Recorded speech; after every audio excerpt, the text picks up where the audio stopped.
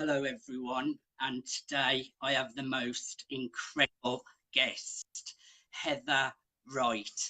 Heather is an international speaker, an author and a leadership trainer. Third time lucky. We've had a few problems getting onto the broadcast today. Heather, technical stuff.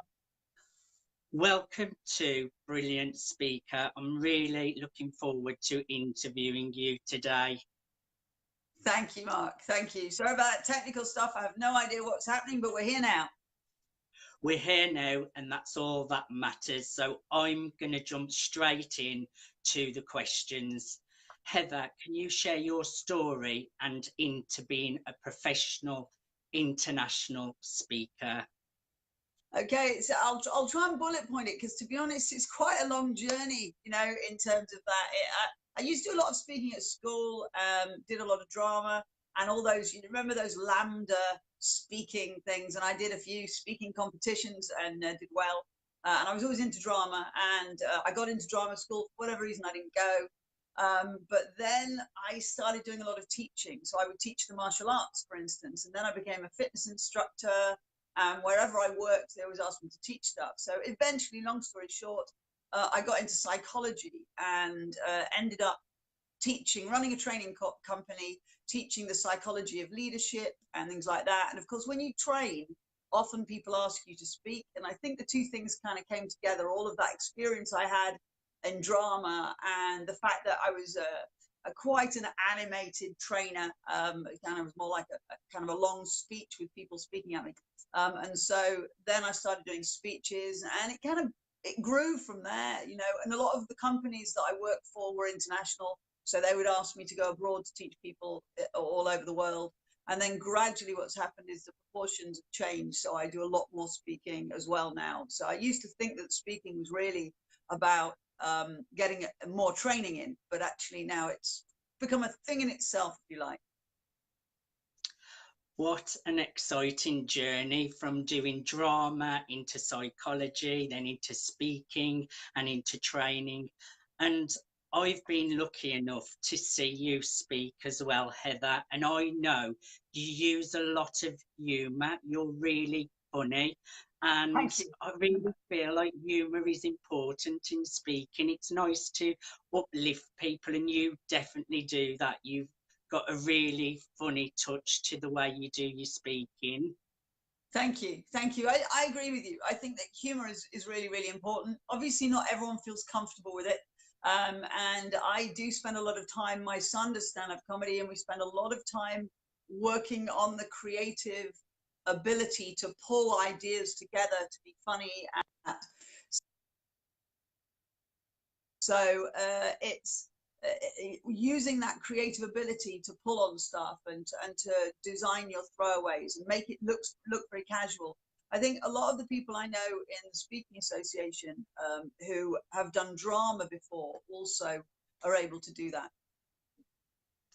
I've got a drama background too as well. I used to go to drama school and do television extras. So... Oh, right, cool.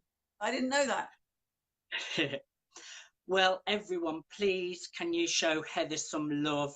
If you've got any questions, please type them in and we'll do our best to answer them.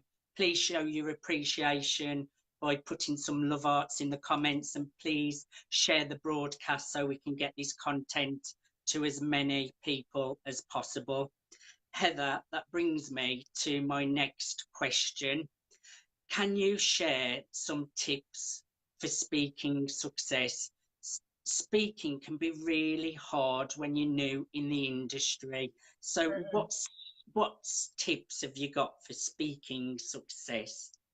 Well, for me, content is really, really important. Although a lot of people get really obsessed with the presentation, I think the first thing you need to pay attention to is content. And I think you need to keep it simple. And I always ask 3 questions, which is, why am I speaking about this thing? What's the one thing I want to get across? If I could only get one thing across, that would be it. So that's the why. Then what is it I actually want to say? Again, just summed up in either 1 or 2 points. And then how, letting people leave with a takeaway. So what are the hows I'm giving people? So I do the why, what, and the how. Once I've got the structure of the speech together, then I can start to focus on my delivery. But I think people become more confident with their delivery because they know their content well and they're not worried about that. And if they have really good structure, and a really set structure, they can do that. But there's one other really important tip, and that is to learn from other speakers. Never get, I know, I used to know a lot of speakers who got a bit carried away with their own hype and they wouldn't do things like join associations. I think you can learn so much more. I mean, I've been a speaker for a long time, but then I joined the PSA, and just sitting watching other speakers, even if you get one tip, and sometimes they're reminding you of stuff that you've forgotten, but sometimes they're giving a new tip, and I try to incorporate that. So always kind of remain humble. Don't believe, if you like, your own marketing, other than obviously for confidence sake, but don't believe your own marketing. So for me, it's get the structure of the speech right, why, what, and how, and then keep it simple. Then illustrate it, you know, with stories and things like that. But again, keep the stories simple. Some people kind of get a little bit carried away. It's a little bit like when you ask somebody how their night was the night before, and they go, well, I went out, I know I put on that red top, and you kind of go, oh no, too much detail. So get to the point really quickly. So keep it simple is a big one as well. I know there's a lot there, but obviously there are many tips people would give you, I suppose, as a speaker. Some great tips there, and what I'm taking from that is getting your content strong, working with the why, what, and the how, and having a great structure to the speech. Yeah, that'll give you confidence. Once you know that structure, it'll give you the confidence to relax and be yourself, and then you can start working on clever presentation tips and stagecraft and things like that. I agree totally. I think when you're practiced and prepared, that helps with confidence because you know that you're practiced and prepared. So some great tips there, Heather, and I'm sure our viewers will really appreciate those tips too. That brings me to my next question. I talk about self-leadership and transformation. Mm-hmm. Can you tell me your take on what that means to you, self-leadership and transformation? Well, self-leadership, when people talk about self-leadership, to me, I tend to think of it as your own resilience and your own ability to constantly learn. So I think it's really important. You have to listen to yourself. I think you have to, the old walk your own talk kind of idea without becoming too cliche. You've got to walk your talk. So self-leadership is about getting to grips with what you do. Being, I have particular routines on what I would call mood management. So, you know, some days you can't help it. You get up, whatever reason, you're not in such a good mood, stuff has happened, and it's what you do, what's your routine for your resilience. Because actually, if you are getting onto a stage as a speaker, you can't have that in the back of your head. You have to be able to move forward and be genuine, authentic, which is really, really important. But you can't get up there and go, God, I'm really depressed today. That's not going to work. So self-leadership is about self-management. So what are you going to do? What's your self-discipline with regard to your mood and what you teach? So for me, that would be it. When you talk about transformation, of course, I think there's a constant, you know, I'm better at what I do today than I was, I think, you know, last year and the year before. I wouldn't quite say last week and the week before, but I'm constantly learning. And I deliberately try to do that, almost to the irritation of, you know, of my family. You know, what did I learn from that? What did I learn from that? What can I do differently? And it's, and so for me, that's that self-leadership, that self-discipline, and then that gradual transformation into changing the way you do things and changing what you've learned. I think life in general, without wishing to again get too philosophical, life there's so much to learn. You know, we probably need as many years as Methuselah to keep learning all the stuff we could learn, and eventually become the person we could be. So I revel sometimes looking back and finding out how far I've come. But of course, in that, I also see the gaps in where I want to be. So, you know, you've got to be careful not to put yourself down too much and make yourself feel, oh, there's so much to learn. So I don't know if that's, what's your take on that, Mark? Well, how do you approach that? Self-leadership and transformation. I think everybody doesn't always realise they're a leader, and everybody is a leader. Every day that you wake up, you lead in your own life.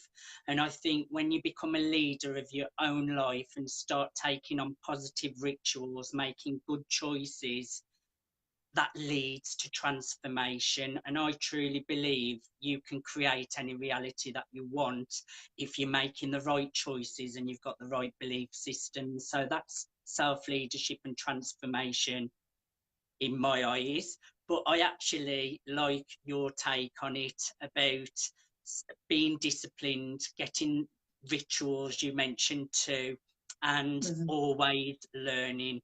And another little takeaway I got from you too, Heather, is bringing your best self when you're on stage. And it's really important to bring your best self when you're on the stage. Yeah, absolutely. I agree. Yes, that's terrific. It sounds like we're on the same page there then. Well, that's good to hear. Everybody, please show some love for Heather. Please put some love hearts in the comments. If you've got any questions, please type them in and we'll do our best to answer them. And please share the broadcast. That brings me to my next question, Heather. Can you share some obstacles, what you have faced in your journey into becoming successful? Well, there's a couple of things, and to be honest, you can almost always see a lot of your obstacles as being in your own head and things you have believed as opposed to things that are the truth. But often, when I first started out, my obstacles were that I believed that 22 years ago, maybe people wouldn't listen to me because I was too young, because I was 22 years younger. Now I don't have that problem. I have enough wrinkles to give me credibility at least and a little gravitas. There's one good thing about getting older. People listen to you. Well, sometimes they listen to you more. So that's good. So that was a blocker for me earlier on. And the other was that I think you can, and when the phone stops ringing for a little while or you're not getting as much work, that can be, and you start to, yeah, a lot of speakers get this famine or feast sensation. You know, you're either out there making noise and then lots of work comes in, then you're out doing the work, you're not selling. But so long as you are making noise, if you like, so long as you are out there making a few calls and just meeting people and greeting people, then it ceases to become an obstacle. But that time can be a major obstacle when you're doing this kind of stuff because it's so personality based. It's quite hard. I know some speakers have a sales team to call, and I've done that in the past. But again, it still seems can be famine or feast, and that can be an obstacle. The other one, of course, is the whether or not you believe good enough. That for me has been an obstacle.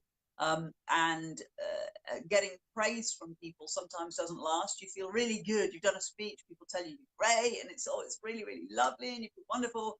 And you get home and you've got one email that kind of brings you down, and oh no, I'm rubbish. And so that can be a real obstacle because you don't feel like getting up and doing it again. And it's inevitable. It's inevitable because your the feedback as a speaker is instantaneous. Unlike many jobs where people have an appraisal once a year or whatever you want, a personal development review once a year, our feedback is instantaneous.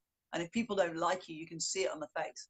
And again, that can become an obstacle where you're just looking and you end up just staring at that one person. And I was taught quite recently by somebody, they said, because I always used to then focus on them. I'd be determined to kind of win them over. And actually they said, find the friend in the room because that will help you respond and you will become better. And I found that to be true. So those are the kinds of things for me that have been obstacles. Yeah, so in the end, you can kind of say they were all really in my own head, rather than factual, but they feel very, very real when you're telling yourself that, and early in the morning when you've woken up and you're mulling over something. I absolutely love your honesty there, Heather, and I like the way you're saying that a lot of the obstacles are in your own head and they're not actually real. And what I took from that too is to keep on always making progress. And also, Heather, I totally agree with you. Once you've delivered a speech, you can have 100 people telling you you're amazing, but it only takes that one comment of a negative feedback, and that is the one the one person that you listen to. So I totally relate to all of those obstacles, and I'm sure all of our viewers have too at some point. So I really loved your take on that too. Thank you. Can everybody please share some hearts for Heather in the comments? If you've got any questions, do ask them. We'll do our best to answer it. Please share the broadcast so we can get this to as many people as possible. That brings me to my next question, Heather. Can you tell us a little bit about your book? Yeah, sure. So I have a book out. I wrote it a while ago called Breaking the Mirror, which is based on a Japanese martial arts ceremony at the beginning of the year in one of the dojos in Japan. They actually break a mirror. The ceremony being that when you look into a mirror, what you see is your old self, your perception of your old self. And as every cell in our body regenerates, we can become something new on a regular basis. So breaking the mirror is about becoming the person you want to become. And it's designed a little bit like, I was impressed by a book called Don't Sweat the Small Stuff, where it was very small sections. And if anyone's like me and they don't tend to read books cover to cover, they get a bit flighty. So I wrote it in a section, so it was a tiny section. So maybe half a page or a page with a story or a point to make. And then some questions for people to mull over with a bit of paper in there to hopefully jot down. I know some people don't like writing in their books, but the idea was people would write in this book and use it as a notebook, and they would do 3 of these per week, not 1 a day, but 3 per week. So they have a couple of days to think about it. And it would last about 3 months. And so that book takes people through the explanation of why people behave. So the psychology of why people behave the way they do, and how to change habits and how to change behaviors, and to take it gradually and make it into a personal journey. So that was what Breaking the Mirror was about. And watch this space, because over the next year I'll be working on putting those into small podcast forms so that people can take them in little sections. Well, podcast sounds amazing. That will be really good to look forward to. Also, Heather, do feel free to share your link to your book in the comments. So if any of the viewers want to purchase your book, they've got the link to hand. And Okay, just a point you made there too, Heather, I was reading somewhere the other day that within 7 years your whole body is regenerated, so it's like a completely new body. So that really resonated with me then. Yes, yeah, and that's the kind of research we've heard, and it is really important to understand that. It doesn't feel like it. There's certainly bits of me that look at definitely like about 50 odd years old, but you're right, every cell regenerates. So the idea is that why can't we change ourselves? Why can't we become a better version of ourselves? Not throwing a load of stuff out. There's a lot of stuff about ourselves we should really like. But it's about becoming the better version of ourselves, instead of constantly harping back to, well, I've always been like that. I've always been like that. Ever since I was a child, I was like that. And thinking you're stuck with those habits. You can change habits. You can rewire your brain. I agree with you totally, and I like being the better version of yourself. That brings me to my next question, Heather. Can you, I'm having to think here, I've covered lots of things today. Can you tell me what's new for Heather and what you're working on right now? Okay, I'm working on a couple of things. I'm working on more of the podcasts. There's a lot of stuff on our website which people can look at free, which I think is really important, because I'm not after just making money from stuff. It's a case of, if people have been on a course or a speech, I want them to be able to keep that going. So there's a lot of stuff on there. So I'm working on doing more podcasts. I'm actually doing more videos and things like that. But one of the other things is I'm also working on writing my next book. My next book is based on finding your voice. And voice, of course, is an acronym which talks about values, optimism, influence, commitment, and energy. But the values part is very, very important to me. And when I mean values, what I mean is principles and standards in order to find your identity. To actually have a really solid set of principles by which you make your decisions, because it's in the decisions that you shape where you're going in life. But a lot of people don't know which decisions to make, and they haven't really thought through their principles. So the idea is to spend some time coaching people through in this book on how to find out what makes you tick and what principles are important to you, and we call them values. I think principles and guidelines are probably a better idea. So that book should be coming out. I'm currently, about to have a meeting on Friday, a week on Friday, with a lady who's going to help me get that down into paper, because it's actually been in my head, and I actually teach courses on it and have been doing for nearly 10 years, and I've never written the book. So that book should be coming out, I hope soon, please. Very, very soon. Well, it's exciting times for Heather, and I'll really look forward to seeing your new book, and I'll also look forward to listening to your new podcast. And I hope I'm lucky enough to see you speaking again, because you really do add value, but at the same time, you really do make people laugh, and you also give some great tips and strategies. So you really do train, as along with the humour, you really do teach some great skills as well. So I really look forward to seeing you speak again in the future, Heather. Thank you, Mark. You're very kind.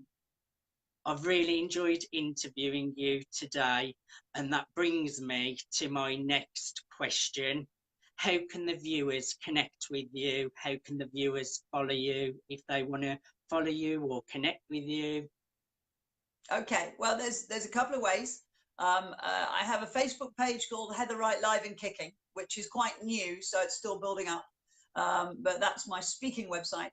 But also you can get onto, or my Facebook page, also you can go onto advancedperformance.co.uk, which is my training company, but also has some videos and, like I say, podcasts and things like that. So people can connect with me on LinkedIn or on Twitter, which is Heather W Speaker, or, like I say, Heather Wright Live and Kicking. Well, thank you for being my guest today, Heather. Feel free to add any links to how people can follow you. Feel free to add your book link. I want to thank you for being my guest today on Brilliant Speaker, and I look forward to seeing you in the future, Heather. Thank you, everybody, for watching today, and until next time on Brilliant Speaker, I'll see you soon. Thank you, Heather. Bye. Thank you. Bye.